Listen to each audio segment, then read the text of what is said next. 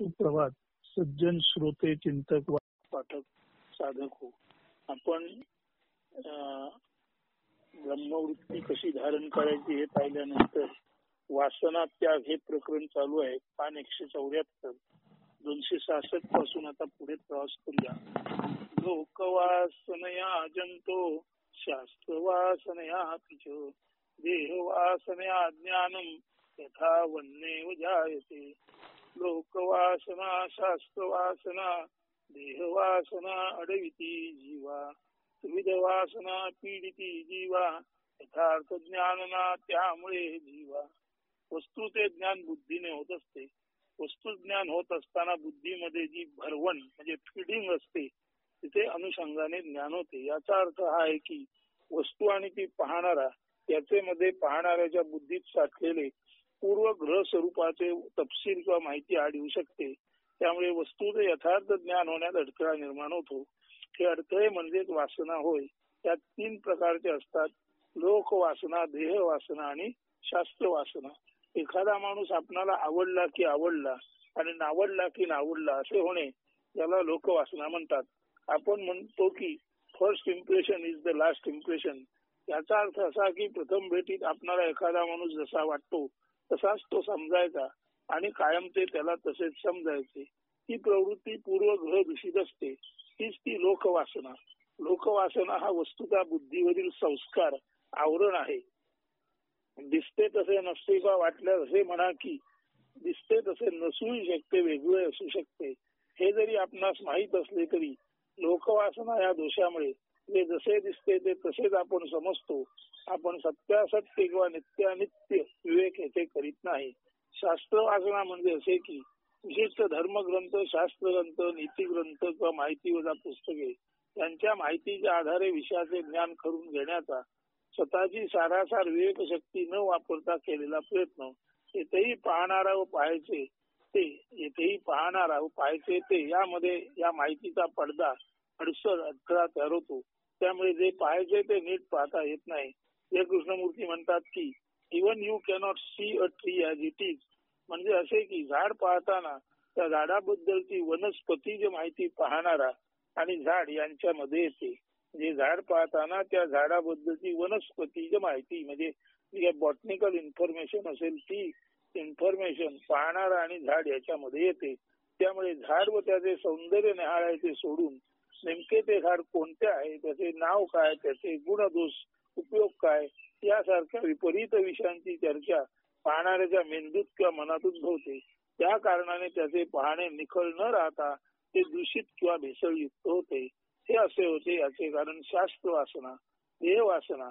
देहाबद्दलही त्याचा वर्ण, त्याची ठेवण, सशक्त, अशक्त, चपळ, सुमुख, दुर्मुख, उत्साही, आळशी वगैरे वगैरे चांगल्या वाईट कल्पना आपण बाळगून असतो. त्यामुळे आपणासमोर कोणीही आला की त्याच्या सकृत दर्शनावर लगेच आपण आपली मतांतरे बनवून मोकळे होतो. थोर महात्म्यांबाबत असे अनेक वेळा झाले आहे. महात्मा गांधी, अब्राहम लिंकन यांच्या दिसण्यावरूनही ते कसे असतील असा अंदाज बांधणारे महाभाग होते. अर्थात त्यांची फसगत झाली. असे वागणाऱ्यांची प्राय नेहमीच फसगत होते निश्चित. कविवर्य केशवसूत यांना त्यांच्या दुर्मुखलेल्या चेहऱ्यावरून त्यांचे गुरुजी हिणवत असत. त्यांच्या बाणेदारपणे तर त्या गुरुजींना केशवसुतांनी बाणेदारपणे जे उत्तर दिले ते प्रसिद्धच आहे. त्या कवितेचे नावच आहे दुर्मुखलेला. त्यात ते म्हणतात, माझ्या दुर्मुखल्या मुखा मधून या चालावयाचा पुढे आहे सुंदर तो सदा सरस वांग निश्चंद चोही कडे तुम्ही नाही तरी सुतारी तुमते जातील तो प्रासुनी कोणीही पुसणार नाही कवितो होता कसा आनंदी. म्हणजे ते गुरुजींना म्हणाले, माझं मुख तुम्हाला दुर्मुखलं दिसतं पण तू माझ्या या मुखातूनच पुढे वाङ्मय रूपी अमृत निघणार आहे. त्याचा लाभ घ्यायला तुम्ही नसाल पण तुमचे पुत्र प्रपौत्र असतील आणि त्या काव्याचा लाभ घेताना ते विचारणार नाही की हा कवी चेहऱ्याने कसा दिसायचा. हे त्यांनी दिलेले सडेतोड जे उत्तर आहे ते त्याचंच निदर्शन आहे की त्यांचे गुरुजी देहवासनेत अडकलेले होते. सारांश लोकवासना, शास्त्र वासना व देहवासना. लोकवासना म्हणजे लोकांमध्ये प्रचलित असलेल्या रूढी समजुती यामुळे आपल्या निरीक्षणावर होणारा वाईट परिणाम. शास्त्र वासना म्हणजे वेगवेगळी पुस्तकं वेगवेगळे विचार वाचून त्यातील गृहीतके स्वतः न तपासता मान्य करून जेव्हा आपण एखाद्या गोष्टीचं व्यक्तीचं मूल्य आपण करतो तेव्हा ते मूल्य आपण चुकीचं होतं. त्याला शास्त्र वासना म्हणतात. आणि देह वासना म्हणजे देहाच्या कमी जास्त दिसण्यावर त्याच्या सकृत दर्शनावर मत बनवणे सारांश. लोकवासना म्हणजे लोकसमजुती. शास्त्र वासना म्हणजे शास्त्रात लिहिलेलं स्वतः तपासून न पाहता केलेलं मूल्यमापन. आणि देह वासना म्हणजे नुसत्या दर्शनी देहाच्या आकर्षक किंवा अनाकर्षकपणावरून आपण जे पाहतो ते सारांश. दिसतं तसं नसतं हे आपण म्हणताना खरी गोष्ट अशी आहे की लोकवासना, शास्त्रवासना, देहवासना या 3 वासना आड आल्यामुळे जसे आहे तसे आपल्याला पाहता येत नाही. दिसतं तसं नसतं यापेक्षा जसं असतं किंवा आहे ते आपण पाहू शकत नाही. कारण त्याच्यामध्ये लोकवासना, शास्त्रवासना, देहवासना या 3 वासना आड येतात. अशा या 3 उर्मी असून त्यांनी मनबुद्धी दूषित होते. त्यामुळे सत्यासत्य विवेक, सारासार ग्रहण शक्ती शबलित दुबळी होते. हे जीवाचे बंधनच आहे. जन्म असतो त्याला जीव जंतू असे म्हणतात. येथेही या 3 वासना म्हणजे 3 तऱ्हेचे संस्कार असून ही संस्काराची चाकोरी जीवाला बंधनात टाकते हे लक्षात येईल. हेही जे कृष्णमूर्ती सांगतात ते कंडिशनिंगच आहे ज्याच्यातून सुटका म्हणजे मोक्ष होय. तर लोकवासना म्हणजे लोकसमजुतीतून निर्माण होणारे ग्रह पूर्वग्रह. शास्त्र वासना म्हणजे पुस्तकं आणि मतमतांतर वाचून ती तपासून न पाहिल्यामुळे आपल्या होणाऱ्या विचाराच्या किंवा समजुतीच्या घट्ट आणि चाकोरीबद्ध जे आपले वागणं आहे ते. आणि देहवासना म्हणजे देहाच्या सकृत दर्शनी दिसण्यावरून आपली होणारी मतमतांतरे. तर देहवासना, शास्त्रवासना, लोकवासना या 3 वासना म्हणजे जीवाला झालेलं कंडिशनिंग बंधनच आहे. ते जोपर्यंत जात नाही तोपर्यंत आपण असं नेहमीच म्हणत राहणार दिसतं तसं नसतं. पण खरी गोष्ट आहे की असते तसे आपल्याला दिसू शकत नाही. कारण लोकवासना, शास्त्रवासना, देहवासना या तऱ्हेचं बंधन आपल्या मन आणि बुद्धीला ग्रासित करत असतं. 267 संसार कारागृह मोक्षमिच्छो क्रमोमयं पाद निबद्ध शृंखलम वदन्ति तज्ञा पटुवासनात्रयं योस्माद् विमुक्ता समुपैति मुक्तिं. संसार बंदिशालेतून मोक्ष मिळवू इच्छित जे असती त्यांचेसाठी त्रिविध दृढ वासना पायीच्या लोह शृंखला समही असती. ब्रह्मज्ञायसे वदती जे राहती वासना त्रिबाहेरी ही सुटती मिळविती मुक्तीप्रदा प्राप्त करूनी घेती. लोकवासना, शास्त्रवासना, देहवासना ही वासनात्रयी म्हणजे संसार रूपी बंदी शाळेत असलेल्या कैदी रूपी माणसाच्या पायातील जणू काही लोखंडी बेड्याच होत. ज्या कुणाला या संसार कारागृहातून मोक्ष मिळवायचा आहे त्याला या दृढ वासनात्रयीतून बाहेर आल्याशिवाय म्हणजे त्या तीव्र वासना त्यागाशिवाय पर्याय नाही, मुक्ती नाही असे ब्रह्मज्ञ ज्ञानी पंडित यांचे म्हणणे आहे. त्यांचा हा निर्वाळा आहे. 268 जलादि संपर्क वशात प्रभूत दुर्गंध धूता गरु दिव्य वासना संघर्षणेनैव विभाति सम्यक विधूयमाने सती बाह्य गंधे अंतस्वितानंत दुरंत वासना धूली विलिप्ता परमात्म वासना प्रज्ञाति संघर्षण तो विशुद्धा सतीयते चंदन गंधवत स्फुटा. 268 आणि 269 असे 2 श्लोक इथे एकत्र केलेले आहेत. मराठी पद्य रूपांतर. अगरू चंदन सुवास जल संपर्की नष्टतो होई. अगरू चंदन सुवास जल संपर्की नष्टतो होई. परितोची संघर्षण योगे उत्तम दरवत दूरही जाई. अंतःकरणी परमात्मा तैसाची वासना धुळी तलित राही. मी ब्रह्मदानी जरी प्रज्ञा तरी चंदन सम पुनः सुगंध प्रतीत तो होई. अगरू चंदन पाण्यासारख्या द्रवात फार वेळ भिजत राहिल्यास त्याला दुर्गंध येतो. मात्र जर त्याचे कोट नीट धुवून पुसून मग चांगले घासल्यास त्याची बाह्य दुर्गंधी जाऊन त्याच्या आत लपलेला सुगंध दूरवर दरवळत जातो. त्याचप्रमाणे माणसाला आपले जे मूळ तत्व परमात्मा ते नीट न ओळखता आल्याने त्याला आपल्या अंतरीचा ज्ञानरूप सुवास ओळखता येत नाही. त्याचा परमात्मा जणू काही वासना धुळीत माखलेला झाकलेला असा लुप्त गुप्त राहतो.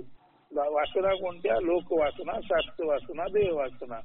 मात्र जेव्हा त्याला मी ब्रह्मा या ज्ञानबोध होतो, त्याची प्रज्ञा जेव्हा त्याचे ब्रह्ममय जाणते, तेव्हा त्याच्यावरची वासना धूळ किंवा वासना दुर्गंध नष्ट होतो आणि अग्रू चंदन घासल्यावर जसा त्याचा मूळ सुगंध दूरवर पसरतो तसा आत्मगंधही सर्वत्र पसरतो. आपले बृहत रूप असत्य असून पंचकोशी माया आहे ओळखणे म्हणजेच आत्म्यावरचा लेप नष्ट करणे. अशा अर्थी सूक्ष्म बुद्धीने केलेले मनन चिंतन निधिध्यासन म्हणजेच संघर्षण चंदन घासण्यासारखे आहे. त्यानंतर होणारा ब्रह्मसाक्षात्कार म्हणजे आत्मगंध म्हणजे चंदन सुवासाप्रमाणे खुलणे आहे पसरणे आहे. 270 श्लोक. अनात्मवासना जालय स्थिरो भूतात्मवासना नित्यात्मनिष्ठया तेषां ते भाती संस्कृता. अनात्मवासना समूहाने आत्मा साकून जातसे. नित्यात्मनिष्ठ जरी राही तरी तो स्पष्ट होतसे. जो आत्म्याखेरीज अन्य किंवा अनात्म असे आपले रूप समजतो त्याचे असे समजणे म्हणजेच वासना होत. अशा वासनांनी आत्मा झाकल्यासारखा वाटतो तेच त्या ज्ञान. या उलट जो नेहमीच अहम आत्मा हे घट्ट आपल्या बुद्धीत आणि वर्तवनात ठेवू शकतो त्याच्यासाठी आत्मा स्पष्ट उघड असतो. मी आत्मा आहे ते आपल्या बुद्धीमध्ये आणि आपल्या वर्तनामध्ये कायम आचरणात ठेवल्यास अशा माणसाला त्याचा आत्मा सुस्पष्टपणे दिसतो. मात्र वासनाचे आणि देह वासना, लोकवासना आणि शास्त्र वासना या 3 वासनांनी जे भरलेले आहेत त्यांना मात्र आपलं आत्मा न दिसता नको त्याच गोष्टीचे शरीराला मनाला आपल्या विद्वत्तेला आत्मा समजतात.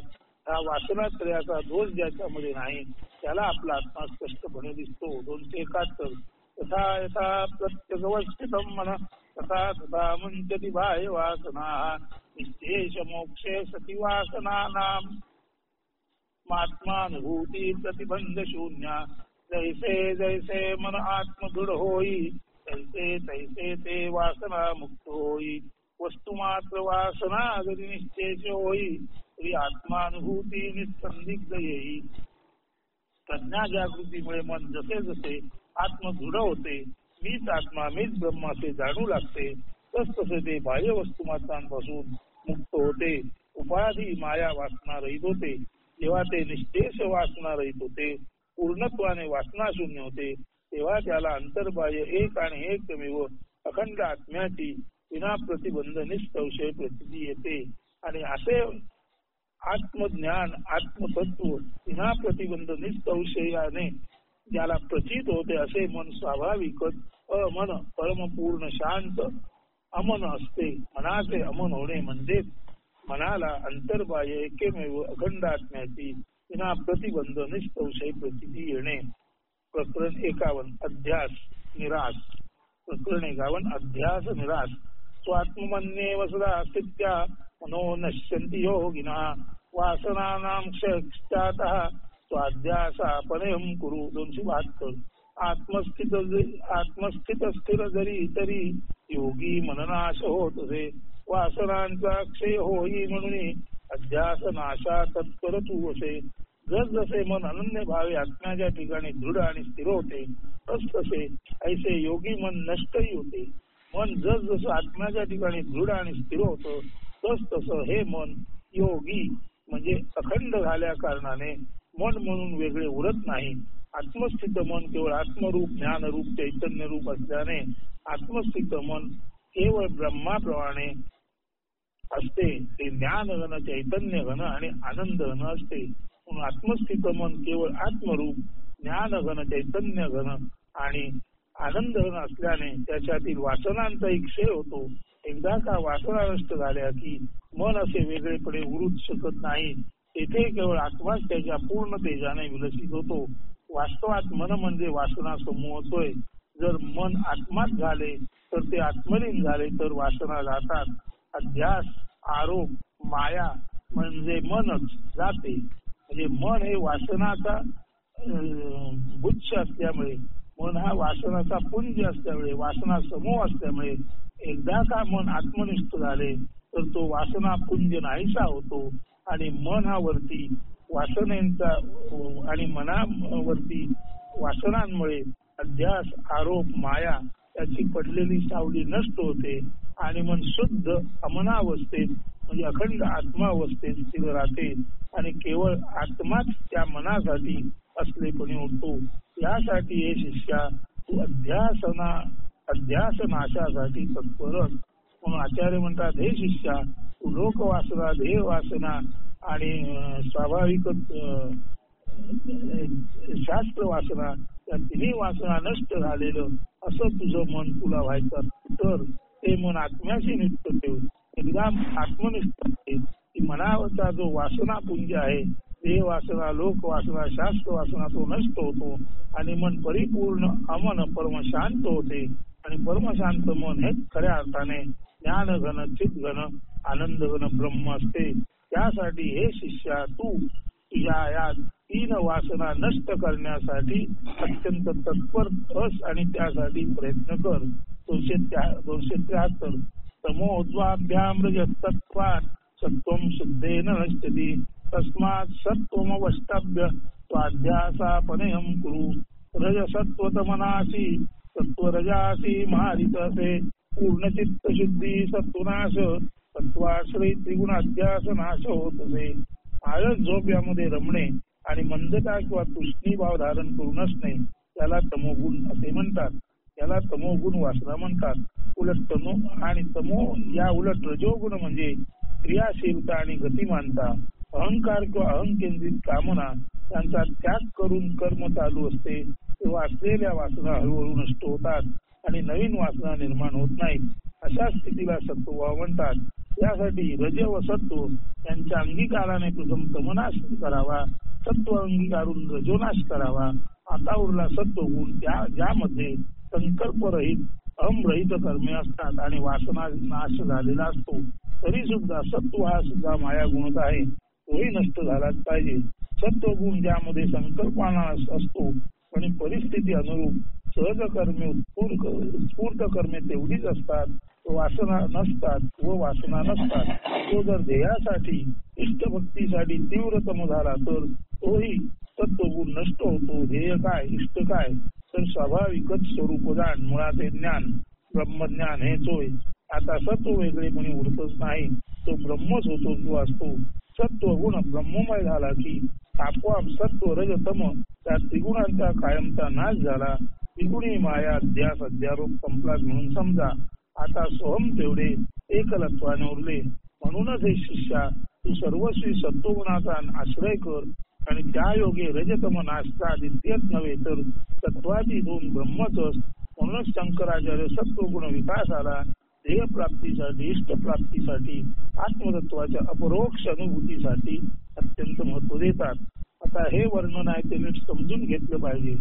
आळस झोप यामध्ये जो रमतो आणि मंदता किंवा तुष्णी भाव म्हणजे आळस झोप यामध्ये रमणं आणि मंदता म्हणजे गतिहीनता यामध्ये तुष्णी भाव म्हणजे संतोष प्रकट करणं याला तमोगुण वासना म्हणतात. हा तमोगुण नष्ट करायचा असेल तर रजोगुणाने तमोगुणावर मात करता येते. म्हणजे रजोगुण निर्माण झाला की आळस झोप मंदता ही जाते आणि तमोगुण नष्ट होतो. आता रजोगुण निर्माण झाला की क्रियाशीलता आणि गतिमानता वाटते आणि त्यामुळे अहंकार किंवा अहंकेंद्रित कामना यांचा त्याग करून कर्म चालू असते तेव्हा असलेल्या वासना हळूहळू नष्ट होतात आणि नवीन वासना निर्माण होत नाही. म्हणजे प्रथम तमोगुण आहे आळस झोप यामध्ये आनंद मानणे किंवा गतिहीनता म्हणजेच जीवन समजणे हा नष्ट करायचा असेल तर तमोगुणावर रजोगुणाने क्रियाशीलतेने आणि गतिमानतेने मात करता येते. परंतु क्रियाशीलता आणि गतिमानता निर्माण झाली की अधिकाधिक साम्राज्य वाढवणे, अधिकाधिक सत्ता मत्ता यांची वृद्धी करणे हा दुर्गुण तयार होतो. आणि आता तमोगुण गेला आणि त्याच्या जागी रजोगुण आला, तोही दुर्गुणात परावर्तित झाला की आपलं ते आपलं आणि दुसऱ्याचंही आपलं अशा तऱ्हेने व्याप्ती सर्व गोष्टी अधिकाधिक मिळवण्याचा एक तऱ्हेचा हव्यास निर्माण होतो. आणि जो रजोगुण तमोगुणाला नाहीसा करतो तो रजोगुण आता तमोगुणाला नाहीसा करणारा व्यक्तीचा भाव गेला आणि तिथे रजोगुण आला. पण पण रजोगुण हा क्रियाशील आणि गतिमान असल्यामुळे स्वाभाविकच त्याची इच्छा हा अधिक असते. आणि आता रजोगुण सुद्धा माणसाला अधिक त्रास देणारा किंवा नष्ट करणारा ठरू शकतो. असा जेव्हा रजोगुण असतो तेव्हा तो रजोगुण किंवा त्याची क्रियाशीलता आणि गतिमानता अहंकाराने आणि अहंकेंद्रित कामना याने प्रेरित न होण्यासाठी जर तिथे सत्वगुण आला तर त्यामुळे रज आणि तम हे दुर्गुणयुक्त दोन गुण राहतात. आणि सत्व म्हणजे शांती, क्षमाशीलता, सर्वाप्रती आदर आणि उदारता असा सत्वगुण आला की तो रजोगुणाला नाश करतो आणि रजोगुणाने तमोगुणाचा नाश केलेला असतो. म्हणून तमाचा नाश रजाने आणि रजाचा नाश सत्वाने केल्यानंतर हा जो सत्वगुण आहे तो सुद्धा पुढे पुढे काही माणसांमध्ये मी सात्विक आहे, मी सर्वांवर प्रेम करतो, मी हे करतो, मी तिथे करतो असं म्हणून हा सत्वगुण सुद्धा अहंकारग्रस्त होऊ शकतो. परंतु एकदा का सत्वगुण अहंकारामुळे नाश पावतो हे लक्षात आले तर जर असा सत्वगुणी माणूस संकल्परहित म्हणजे मी हे करेन किंवा मी हे करणार नाही असा कुठलाही संकल्प विकल्प न करता अहमरहित अहमभाव टाकून जर कर्म करता आला तर त्याचा वासना नाश होतो. आणि हा जो सत्वगुण आहे तो जेव्हा तीव्र सत्वगुणात रूपांतरित होतो तेव्हा केवळ आणि केवळ आपलं स्वरूप मुळाचे ज्ञान ब्रह्मज्ञान हेच आपलं इष्ट आहे, हेच आपलं ध्येय आहे समजतो. आणि असा अति तीव्र सत्वगुणी माणूसच ब्रह्मज्ञान प्राप्ती करून घेऊ शकतो आणि तो स्वतः ब्रह्मच असतो. म्हणून शंकराचार्याने तमोगुण रजोगुणाने नष्ट करा, रजोगुण सत्वगुणाने नष्ट करा आणि सत्वगुण अति तीव्र करून ब्रह्म होऊन राहा. इष्ट प्राप्तीसाठी आत्मतत्वाच्या परोक्ष अनुभूतीसाठी तीव्र सत्वगुण आवश्यक आहे असं शंकराचार्य म्हणतात. श्लोक 274 प्रारब्धम पुष्यती वपुरिती निश्चित्य निश्चलः धैर्यमालंब यत्नेन स्वाध्यासा पदयं कुरु देहपोषण प्रारब्धे जाणुनी निश्चित अविचल राही तू धैर्य धरी यत्न करी अध्यासनाश साधी तू. देहपोषण आणि देहधारणा टिकवून ठेवणे ही चिंता अन्य साऱ्या चिंता नष्ट झाल्या तरी स्वाभाविकच पाठी रेंगाळत राहते.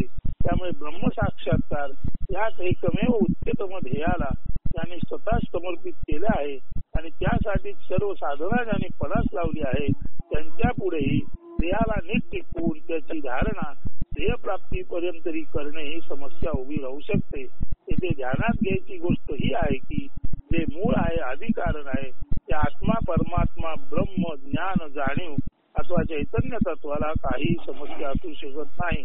ते गाठणे म्हणजेच तर समस्या रहित असणे किंवा मोक्ष मुक्ती होय.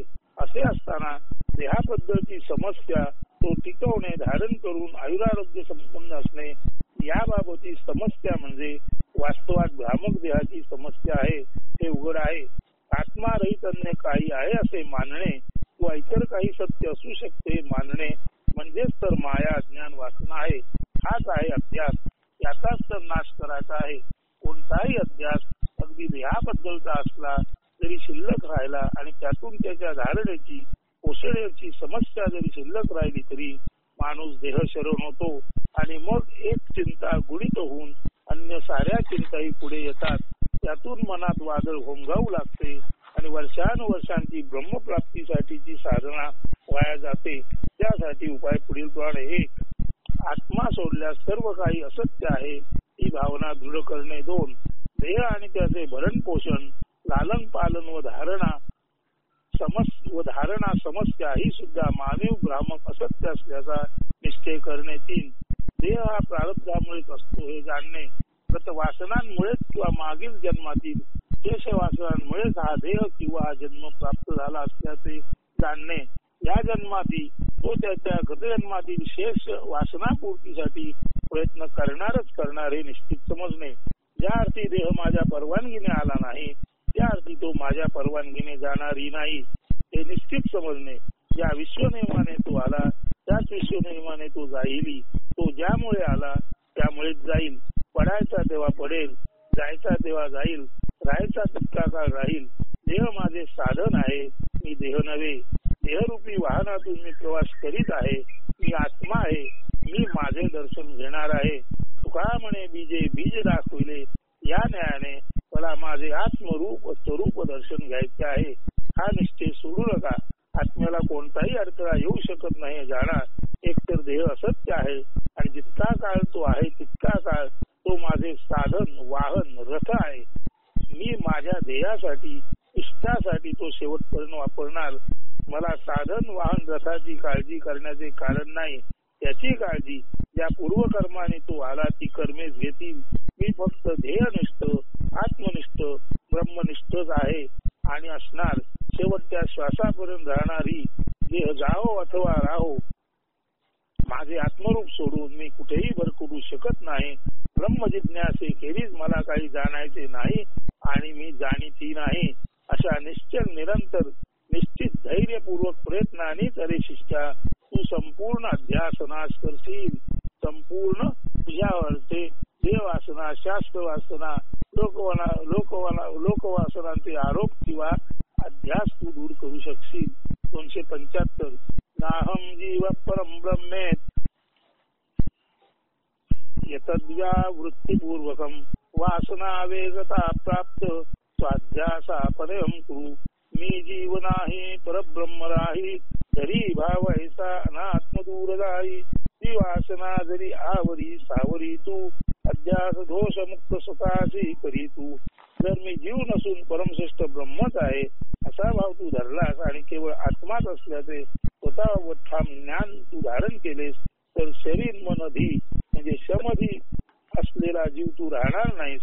तुझे जीवत्व नष्ट होईल आणि वासना माया उपाधी रहित अध्यास आरोप रहित असे तुझे जीवन अनावरित व निर्दोष रूप स्वयंप्रकाशाने तळपू लागेल. तू स्वच्छंदी अमर्यादित परतत्व असल्याचा साक्षात्कार तुला होईल. 276 श्रुत्या युक्त्या स्वानुभूत्या ज्ञात्वा सार्वात्ममात्मनः क्वचिदाभासता प्राप्त स्वाध्यासा परम कुरु. श्रुतियुक्ती स्वानुभूती द्वारा जाणूनी आत्मतत्व तू. किंचित शेषही न राखीतू अध्यास समूळ निराशितू. श्रुतिज्ञान तसेच श्रुती अंतर्गत अध्यास नाशासाठी सांगितलेल्या युक्त्या प्रयुक्ता योजून मनन चिंतन निधीत याद्वारे आणि आपण सर्वत्र पसरलेले एकमेवाद्वितीय आत्मतत्वच आहोत त्याची अपरोक्ष अनुभूती घेऊन तू आपल्यामध्ये किंचित देखील वासना उपाधी अध्यास आरोप राहणार नाही त्याची काळजी घे. अध्यासांचा समूळ नाश कर किंवा साध. श्लोक 277 अनादादान विसर्गाभ्या विषन्नास्ति क्रिया मुने तदेकनिष्ठया नित्यम स्वाध्यासा परम कुरु. ग्राह्य त्याज्य नसे काही शरीर क्रियेत सारस्यही नसे. आत्मनिष्ठ मुनी ज्ञाने तद्वत राही तू अध्यास नाश साधिजे. जो ज्ञानी मुनी असतो त्याला आदान प्रदान देणे घेणे स्वीकार नकार संग्रह विसर्ग किंवा त्याग यासारख्या आणि अन्य कोणत्याही शारीरिक क्रियात अजिबात स्वारस्य किंवा गोडी नसते. खाणे पिणे मलविसर्जन यासारख्या व अन्यही शारीरिक क्रियांकडे तो शरीराचे स्वाभाविक कार्य याखेरीज अन्य कोणत्याही दृष्टीने पाहत नाही. म्हणजे असे की शरीराच्या कोणत्याही क्रियात त्याला रस गोडी वाटत नाही. शरीर त्याचे काम करणारच म्हणून त्यात विशेष लक्ष देण्यासारखे काही नाही अशी तटस्थता बाळगून तो शरीर व त्याच्या रिफ्लेक्स म्हणजे प्रतिक्षिप्त कार्याबाबत सावध असतो. तो केवळ उपाधिरहित तरंगरहित विचाररहित असणेपणी असतो. यालाच माझे आत्मनिष्ठा. आत्मा विश्वंभरतेने आहे मात्र तो सर्वव्यापक सर्वंकष अक्रिय सर्व साक्षी सर्व ज्ञानी सर्वांचे ज्ञान ज्याचेमुळे होते असा सर्व शक्तिमान असून निर्हेतुक आहे. तसा ज्ञानी मुनी असतो तसा तूही अस आणि आपल्यातील सारे अन्य तुझे पण टाकून अनन्य हो. अध्यास टाकून अध्यास रहित एकमेवाद्वितीय केवल आत्मा म्हणून स्वतःला निरंतर अनुभवत राहा. श्लोक 278 तत्वमस्यादि वाक्योत्त ब्रह्मात्मैकत्व बोधता ब्रह्मण्यात्म स्वदाध्याय स्वाध्यासा परम कुरु. तत्वमसी महावाक्ये ब्रह्मात्मा एकत्व बोधगेत राही तू. ब्रह्मैकी आत्मबुद्धी धरी एक दृढ होऊनी अध्यास नाश साधी तू. तत्वमसी छांदोग्य उपनिषद त्या महावाक्याने ब्रह्म व आत्मा यांचे एकत्वाचा दिलेला बोध तू नीट समजून घे आणि आपली आत्मबुद्धी एकत्वाने ब्रह्मरूप करून तेथेच दृढ राहून तू अध्यास नाश साध्य कर. 279 अहम भावस्य देहेस्मिन् निश्शेष विलयावधी सावधानेन युक्तात्मा स्वाध्यासापदं कुरु. जोवरी निश्शेष नष्ट होत नाही मी माझा भाव तव शरीरिया तोवरी सावध राही करी आत्मचिंतन दूरसारी निश्शेष अध्यासाया. आत्माध्यास कोटपर्यंत चालू ठेवला पाहिजे. त्याचे सरळ सरळ उत्तर स्पष्ट उत्तर शंकराचार्य येथे देत आहेत. ते म्हणतात जोपर्यंत शरीराबाबत किंचित का होईना मी माझे असा ममत्व भाव शिल्लक आहे तोपर्यंत म्हणजे शरीराचे ममत्व निश्शेष पूर्णत्वाने नष्ट होईपर्यंत आत्मचिंतनात राहून आत्मा व ब्रह्म यांच्या एकत्वाचे ध्यान चालूच ठेवले पाहिजे. अत्यंत सावधपणे अखंड हे ब्रह्म आत्मा युक्तत्व अत्यंत सावधपणे अखंड हे ब्रह्म आत्मा युक्तत्व एकत्व साधले पाहिजे. श्लोक 280 प्रतितीर जीव जगतो स्वप्नवत भावती यावता तावन निरंतरम विद्वान स्वाध्यासापरम कुरु. स्वप्नापरी जीव जगत त्याची जोवरी येत राहते अध्यासनाश अभ्यास तोवरी तू चालू ठेवीतही असे. विस्तार जीव जगत सत्य जीव जगत हे सत्य प्रत्यक्ष खरेखुरे किंवा जोपर्यंत वेगळाले दोन वाटतात. जीव जगत हे सत्य प्रत्यक्ष खरेखुरे किंवा जीव आणि जगत हे जोपर्यंत वेगवेगळाले दोन वाटतात तोपर्यंत अध्यास नाशाचा अभ्यास चालू ठेवणे अत्यावश्यक आहे.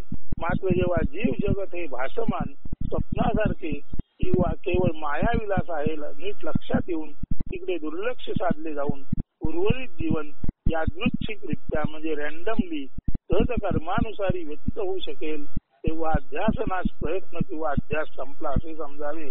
साक्षात्कारी कर्मरत पुरुषांसाठी जीव जगत स्वप्नवत आहे ही दृढ समज म्हणजेच अध्यासनाश होय.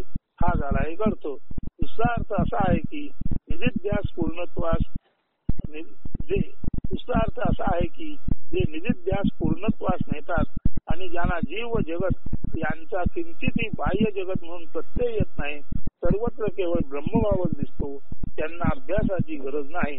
त्यांचा अध्यास निराश पूर्णत्वाने झाला असे समजावे. या श्लोकात अर्थानुसार हा दुसरा अर्थ घ्यावा लागेल. पहिल्या ठिकाणी जीव जगत ज्ञाता ज्ञेय संबंध स्वप्नवत भासू लागेपर्यंत अध्यासनाश अभ्यास चालू ठेवा. आत्मपरावृत्तीचा म्हणजे सेल्फ विड्रॉल अभ्यास चालू ठेवायचा असा याचा अर्थ आहे. येथे मीच खोटा असल्याने उर्वरित सर्वच खोटे ठरते. यानुसार भोवतालचे सर्व जग खुद्द साधकाच्या व्यक्तिमत्वासह सारे भासमान स्वप्नवत असते. पहिल्या ठिकाणी जीव जगत ज्ञाता ज्ञेय संबंध स्वप्नवत भासू लागेपर्यंत अध्यास नाशाचा अभ्यास चालू ठेवावा. आत्मपरावृत्तीचा सेल्फ विड्रॉल अभ्यास चालू ठेवायचा असा याचा अर्थ आहे. येथे मीच खोटा असल्याने उर्वरित सर्व खोटेच ठरते. त्यानुसार सर्वत्र भोवतालचे जग खुद्द साधकाच्या व्यक्तित्वासह सारे भासमान स्वप्नवत असते. मात्र दुसरा अर्थ असा की मी तू जीव जगत सारे पूर्णतया नष्ट झाले आणि केवळ ब्रह्मच केवळ असणेपणी उरले. निर्बीज निर्विकल्प समाधी पूर्णत्वास गेली तरच अध्यास नाश झाला असे समजावे. 280व्या श्लोकात शब्दशः पाहू जाता हा अर्थ घ्यावा लागेल. आत्मसाक्षात्कारानंतरही जे पुरुष कार्यरत असतात त्यांना कारक पुरुष असे म्हणतात. तेव्हा स्वप्नापरी जीव जगत प्रचिती जोवर येत राहते अध्यास नाश अभ्यास तोवरी तू चालू ठेवीतही असे. तेव्हा जीव जगत प्रचिती स्वप्नाप्रमाणे आहे. प्रत्यक्षात जीव जगत ईश्वर हे स्वप्न आहे ते खोटं आहे. त्यामुळे जीव नाही जगत नाही ईश्वर नाही आणि मी नाही असा पूर्ण निराश म्हणजे पूर्णत्व किंवा शून्यत्व हे प्राप्त झालं की स्वाभाविकच ज्ञानप्राप्ती होते आणि तेव्हा अध्यास नाशाचा अभ्यास चालू ठेवण्याची गरज नाही.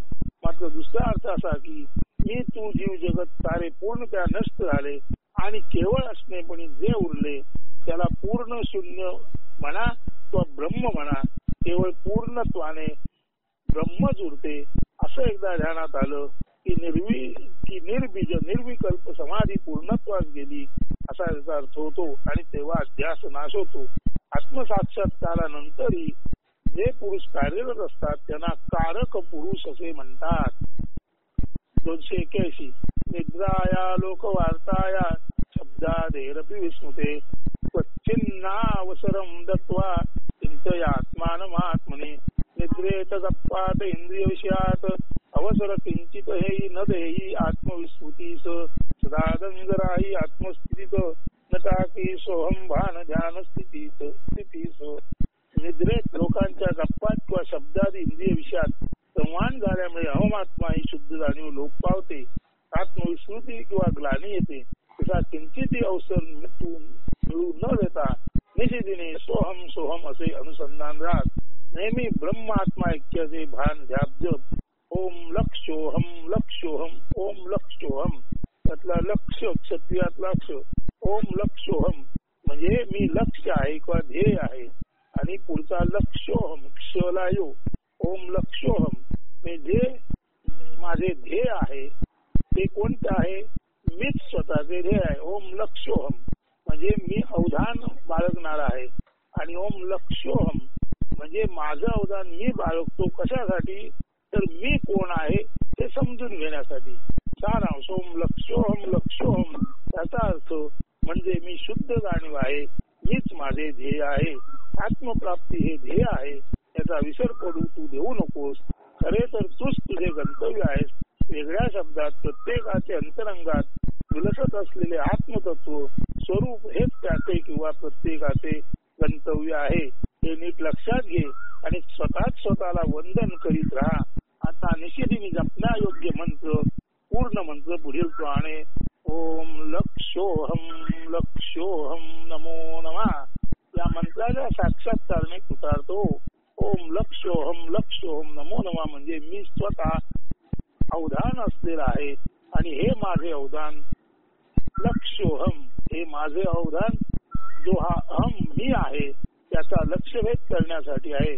म्हणून ओम लक्षोहम लक्षोहम नमो नमः म्हणजे मी अवधान आहे आणि मी अवधान म्हणून माझाच लक्षभेद करून मी कोण आहे ते समजून घेणार आहे. म्हणून असा मी म्हणून अवधानपूर्वक वागून मी म्हणजे नेमके कोण आहे समजून घेणारा असा जो मी आहे त्या मला माझे नमस्कार तो असोत. म्हणून ओम लक्षोहम लक्षोहम नमो नमः. हेच गोष्ट अष्टावक्राने एका ठिकाणी म्हटलेले आहे. मला माझे नमस्कार एकला अविनाशी मी जाईना येईना कोठे तरी विश्वव्याप्त मी. आता मला माझे नमस्कार. ओम लक्षोहम लक्षोहम नमो नमः. नमो नमः म्हणजे मला माझे नमस्कार. एकला जाईना येईना कोठे तरी विश्वव्याप्त मी माझे मलाच नमस्कार करतो पण कुठेच न जाता मी विश्वव्याप्त आहे मला कळले आहे. म्हणून लक्षोहम म्हणजे मी अवधान असल्यामुळे त्या अवधान रूपी साधनाने मी रूपी जे लक्ष आहे त्याचा वेध घेतला आहे आणि माझ्या लक्षपूर्वक वागण्याने माझ्या तटस्थ लक्षणामुळे मी कोण आहे याचा लक्षभेद याचं स्वरूप मला उलगडलं आहे. आणि मला आता असं करून चुकलं आहे की मीच केवळ आहे आणि मी कुठेही न जाता विश्वव्याप्त असलेला ब्रह्म म्हणजे मी आहे. म्हणून मला माझे नमस्कार एकला अविनाशी मी जाईना येईना कोठे तरी विश्वव्याप्त मी. हा मंत्र वाक्य हो तुमच्यासाठी असा देण्यात येत आहे. ओम लक्षोहम लक्षोहम नमो नमः म्हणजे माझ्या अवधानाने मी माझा शोध घेता घेता मी या निष्कर्षाप्रत आलो आहे की मीच केवळ सर्वत्र पसरलेला आहे आणि सर्वत्र पसरलेला म्हणजे मीच आहे. म्हणजे त्वम म्हणून मी तत् आहे आणि तत् म्हणून ते तत् सुद्धा त्वम आहे. त्यामुळे ब्रह्म मी आणि मी ब्रह्म हे लक्षात घेता आता त्या ब्रह्मामध्ये इन्फिनिटी मध्ये व्यक्ती आयडेंटिटी गेली आणि फक्त विराट ब्रह्म उमा ब्रह्म तत्सत शिल्लक राहिलं असा या मंत्राचा सर्वार्थाने अर्थ. सारांश लोक अवहेलना कुचेष्टा विरोध याने विचलित न होता जर असावधानता आणि दुर्लक्षाना बळी न पडता आत्मजप वरील मंत्राद्वारे सतत अंतरंग चिंतनात राहू शकेल तर हे शिष्या तुला तुझे श्रेयस निश्चितच गवसेल. म्हणून सज्जन वाचको मंत्र लक्षात घ्या. ओम लक्षोहम लक्षोहम नमो नमः म्हणजे माझ्यातील तटस्था लक्ष जाणे. मी कोण ह्या लक्षाचा भेद केल्यानंतर माझ्या असं लक्षात आलं आहे की मी म्हणजे ब्रह्म आणि ब्रह्म म्हणजे मी. आता किंचित मी गेला आणि बृहत ब्रह्म म्हणजे इन्फिनिटी राहिली. सत्सत याचा तुम्हा सर्वांना आशीर्वाद प्राप्त होवो. अस्तु. उद्या पुढील निरूपण.